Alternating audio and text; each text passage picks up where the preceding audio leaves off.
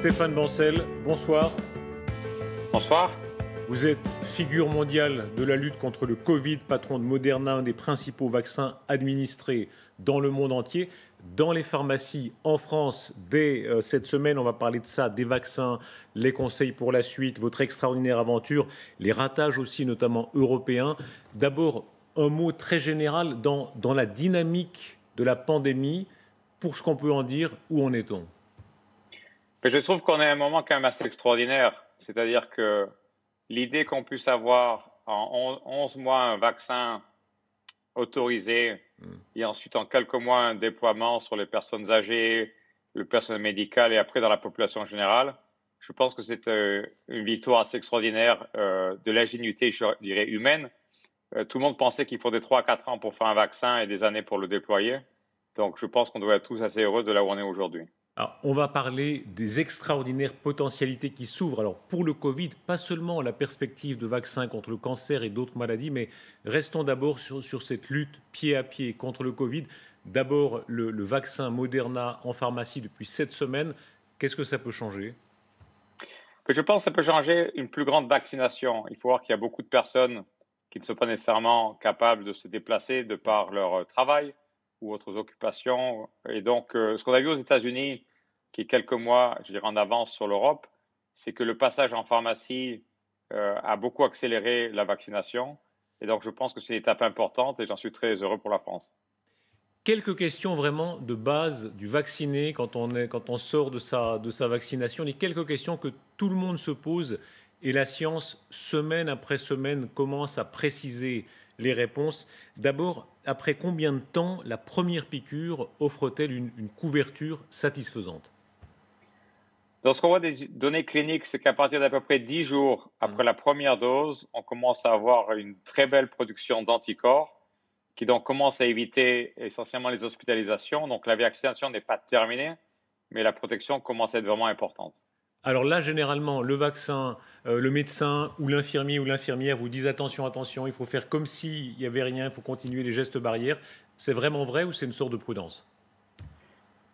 Je pense que c'est vraiment vrai dans le sens où quand vous êtes infecté, ce qui est difficile de planifier, c'est quelle est la quantité de virus que vous allez recevoir. Donc, entre être exposé, je dirais, quelques minutes à une personne infectée et passer 2 heures dans une petite salle avec une personne infectée, la différence est importante. Et ça qu'il est impossible de savoir à l'avance. Donc, je pense que de rester prudent est important parce qu'on a tous un rôle à jouer de réduire cette pandémie de par la prévention de l'infection de personne à personne. Quel est le bon intervalle entre la première piqûre et la deuxième ? Ça a flotté un peu, hein. On comprend qu'il y a eu parfois des questions aussi de livraison qui ont influé. Le bon intervalle, qu'est-ce que c'est ? Alors, ce n'est pas une chose très précise. Les études cliniques ont pris 28 jours entre les deux doses. Nous, ce qu'on recommande, c'est entre 20 et 40 jours. On pense que la différence clinique est négligeable. Maintenant, la troisième piqûre, qu'est-ce qui se profile ? Est-ce que ce sera le cas pour tout le monde ? Alors, c'est encore un peu trop tôt pour le dire. Il y a 2 choses, je pense, qui sont importantes à comprendre. La première, c'est qu'avec le temps, après vaccination, votre niveau d'anticorps baisse. Et il baisse d'autant plus vite que vous êtes plus âgé ou que vous avez d'autres facteurs de comorbidité.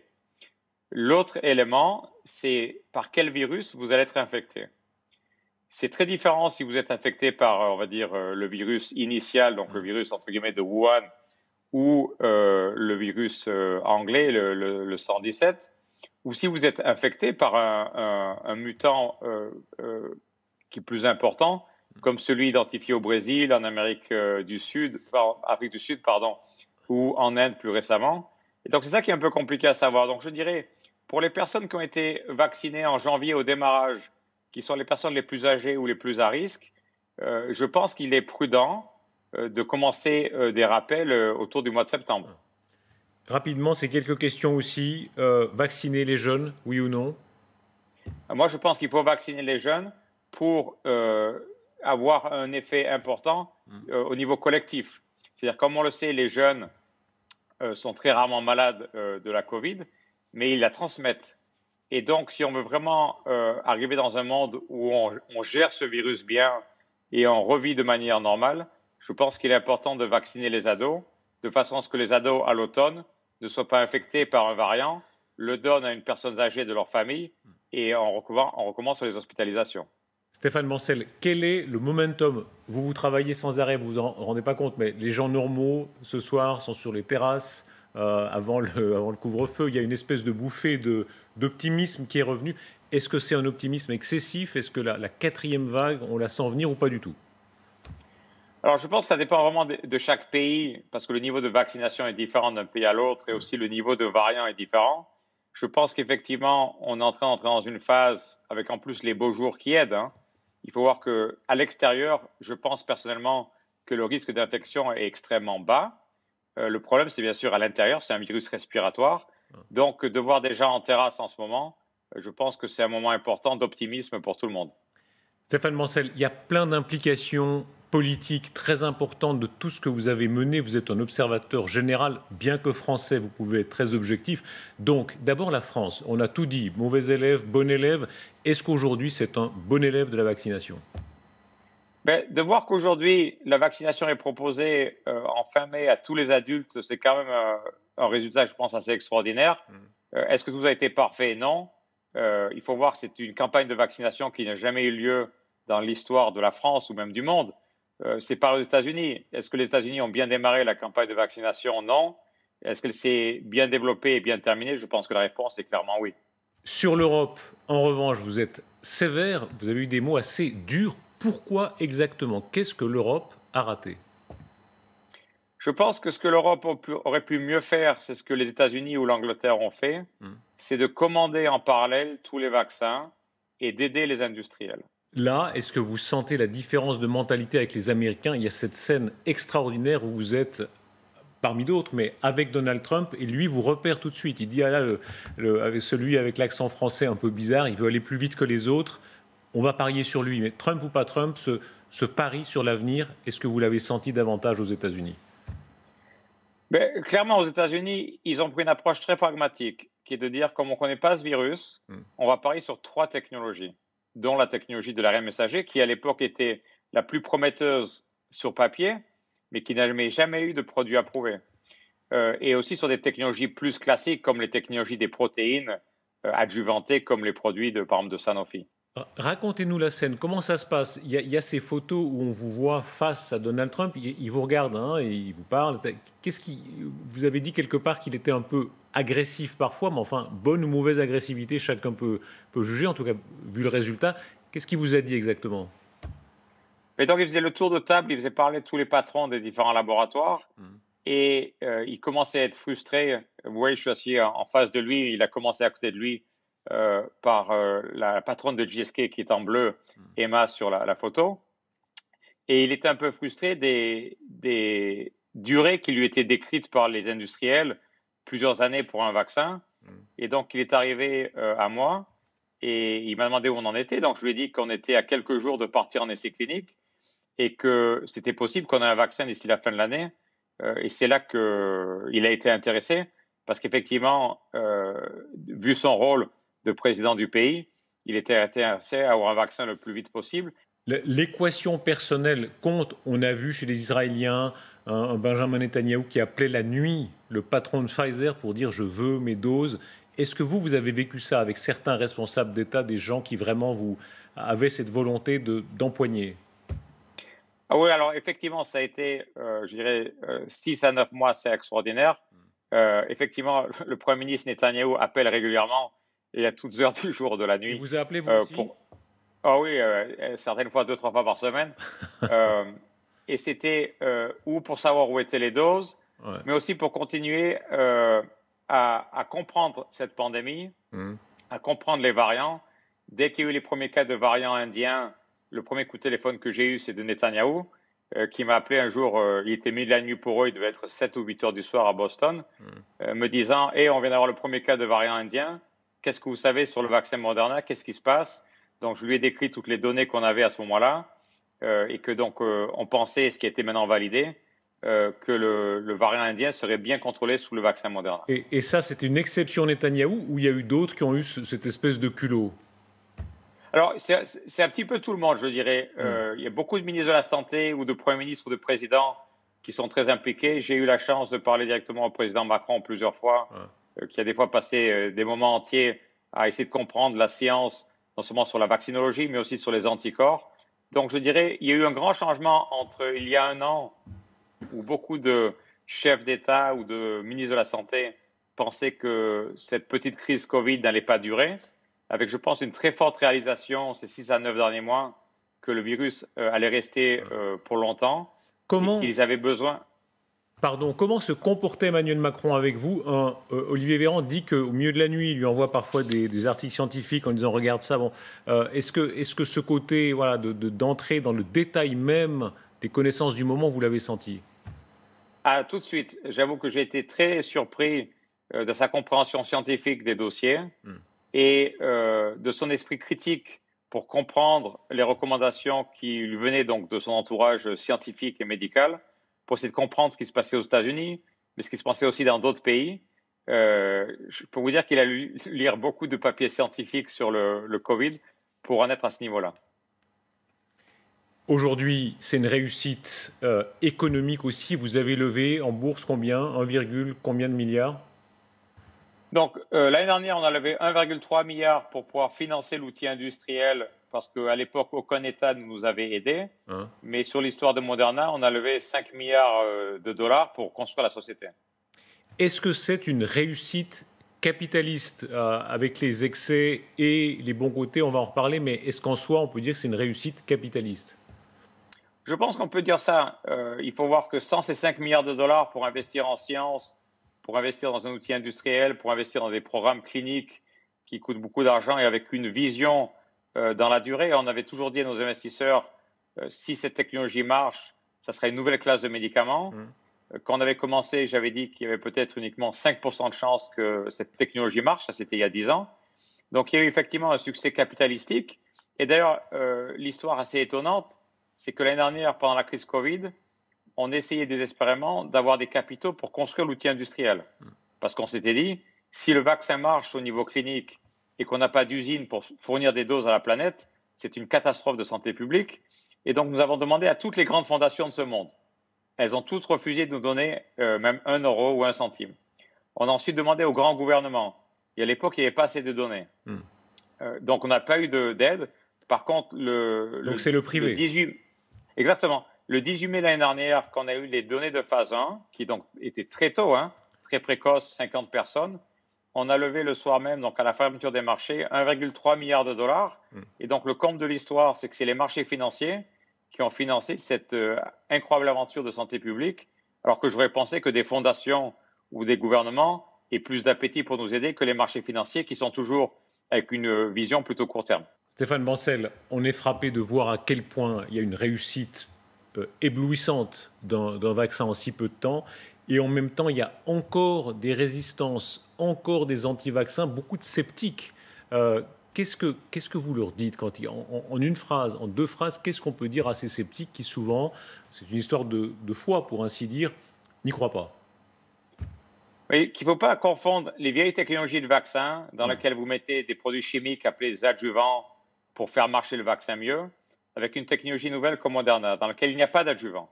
On ne rajoute pas de produits chimiques pour rendre le vaccin plus efficace. La molécule d'ARN messager est totalement détruite dans vos cellules 48 heures après l'injection. Le lipide, la molécule de gras ou de lipide qui est mis autour de l'ARN messager pour l'amener dans votre cellule, elle a une durée de demi-vie de 2 heures dans vos cellules. Donc, il n'y a pas vraiment de risque à long terme de cette technologie. Il n'y a pas de produits chimiques ajoutés. Donc, il faut bien regarder que c'est rien à voir avec les vieux vaccins. On voit bien le distinguo qui est pas facile entre l'excès complotiste, la folie, et quand même garder un bon esprit critique. La question de est-ce qu'il y aurait eu peut-être un virus parti dans le laboratoire à Wuhan? C'est pas seulement une question complotiste, il y a des gens très sérieux qui émettent l'hypothèse. Qu'est-ce que vous en pensez? Je pense que c'est une hypothèse totalement possible. Il faut voir que ce type de laboratoire est un laboratoire très compliqué, avec beaucoup de procédures pour garder la sécurité du laboratoire. Les erreurs humaines arrivent de partout. Donc, est-ce que ça veut dire que c'est ce qui s'est passé? Je n'ai aucune donnée pour en avoir la certitude.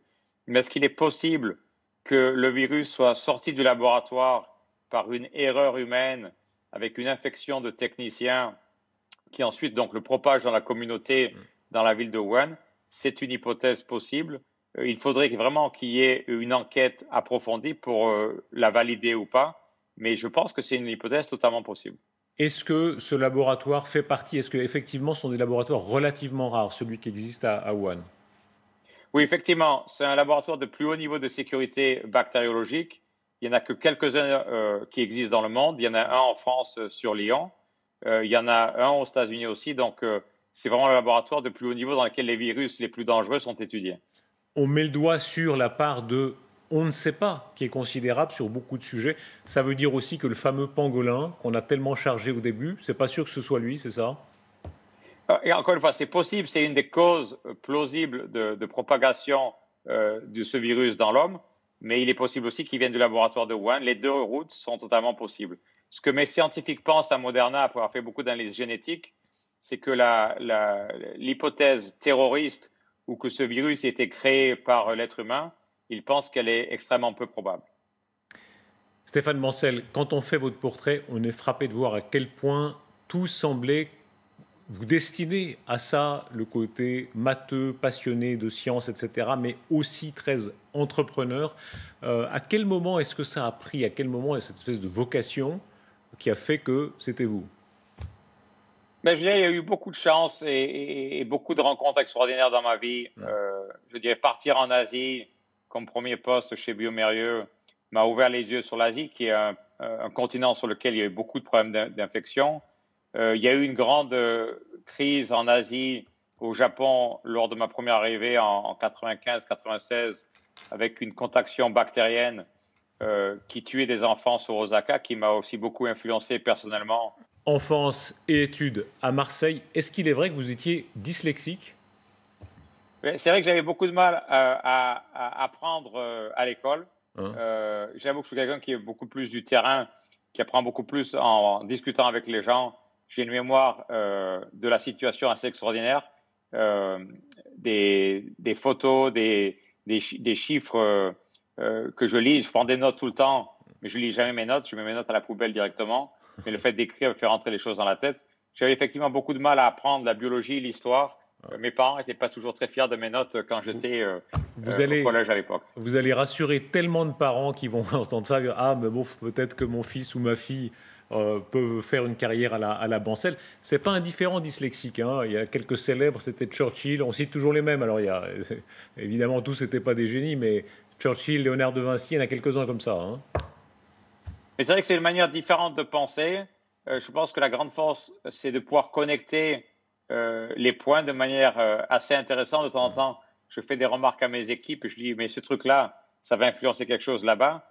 Et les gens souvent mettent quelques minutes à connecter tous les points. Et je pense que c'est l'avantage d'un cerveau fait un peu différemment. Est-ce que ça veut dire qu'il y a vraiment une forme d'approche chez le dyslexique ou on dit parfois chez certains autistes qui amène une liberté de pensée différente? Je pense qu'on est obligé de s'équiper différemment pour pouvoir apprendre, pour pouvoir comprendre les situations. Et la grande force de ne pas pouvoir mémoriser facilement, ce qui est mon cas, c'est que ce qui me force à comprendre. C'est-à-dire que des fois, je passe plus de temps que certains à comprendre quelque chose, mais je le comprends vraiment en profondeur. Et je le comprends, je dirais, pour le restant de mes jours, ce qui m'aide beaucoup à construire, si vous voulez, cette connaissance à travers les années. Vous avez été propulsé d'un coup parmi les hommes et les femmes les plus riches de la Terre, une fortune évaluée à 3,5 milliards d'euros. Qu'est-ce que ça change? Quand ce n'est pas l'argent qui vous a donné la motivation, ça ne change rien. C'est très américain déjà. Hein. Vous avez dit, vous n'avez pas gardé cette fortune, vous allez la donner, la partager, la rendre d'une certaine manière. Vraiment, on peut faire ça? On n'est pas tenté quand même de garder? La dernière fois que j'ai vérifié, il n'y a personne qui part au cimetière avec de l'argent. Donc, nous, ce qu'on préfère avec mon épouse, c'est l'impact. Donc, on commence effectivement à donner beaucoup d'argent dans les communautés. On a commencé par les États-Unis aujourd'hui, à Boston, mais aussi à Los Angeles, dans le sud des États-Unis aussi. Ce qui nous intéresse, c'est quelques thèmes dont aider les enfants, l'éducation, les injustices sociales. Et donc, on est en train de réinvestir, si vous voulez, entre guillemets, cet argent dans l'amélioration de la société dans laquelle on vit.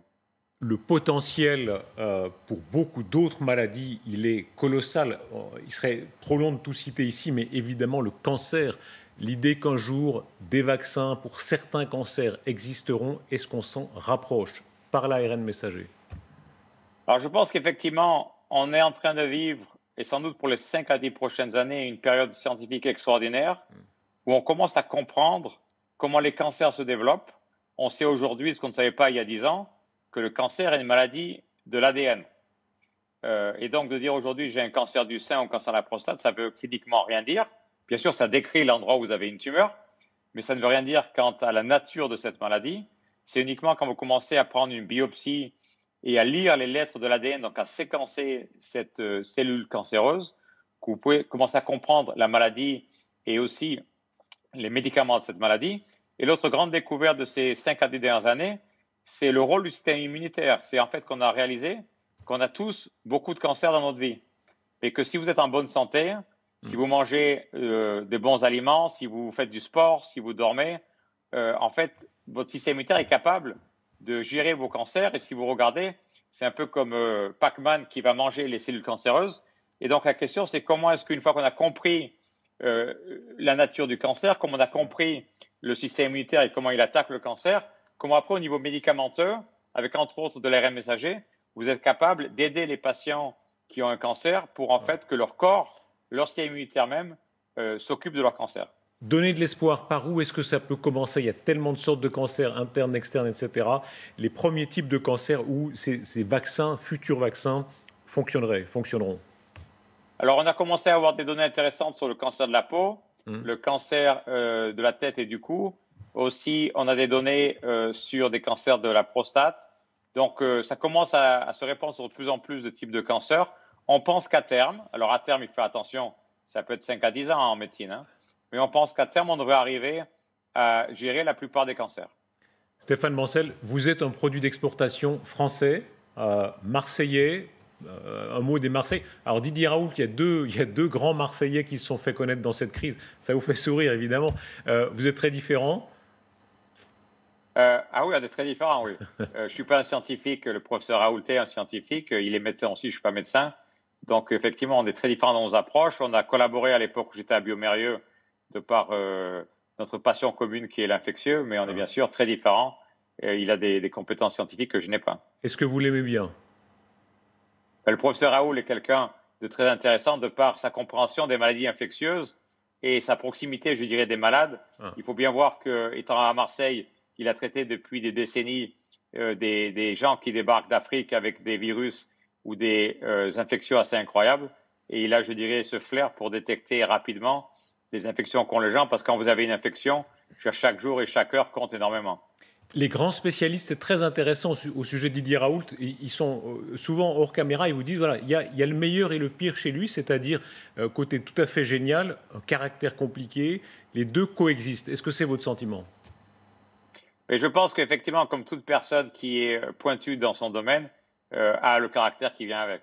Un dernier mot, regard historique. Il y a beaucoup de gens qui pensent que les épidémies façonnent vraiment l'humanité, que c'est avec les guerres peut-être les grands moteurs de l'histoire. Est-ce que vous ressentez ça? Est-ce que d'une certaine manière on sortira plus fort peut-être du Covid? Je pense qu'effectivement, les maladies infectieuses sont avec l'être humain depuis le démarrage de la présence de l'être humain sur la planète.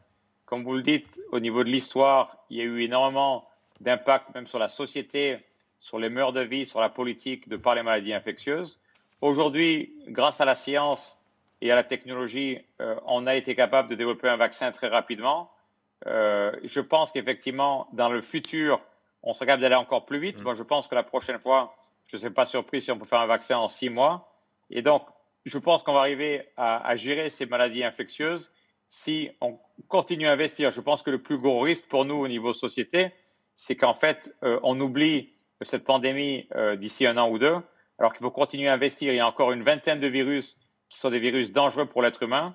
Et si on travaille tous ensemble, gouvernement et société, on peut développer des vaccins contre tous ces virus de façon à être mieux préparé la prochaine fois. Merci Stéphane Bancel. Quelle heure est-il à Boston? Il est, je ne sais pas, 15 heures à Boston. Est-ce que c'est vrai que vous dormez 3 ou 4 heures par nuit? 4 ou 5, allez. Allez, un petit peu plus, ouais, je vais entre 5 et 6. Ouais. Voilà. Et le jogging chaque matin à 4 h du matin, c'est vrai aussi? Tous les matins, ça c'est vrai, ouais. Merci beaucoup Stéphane Bancel d'avoir été avec nous en direct. Merci. Merci, bonne soirée.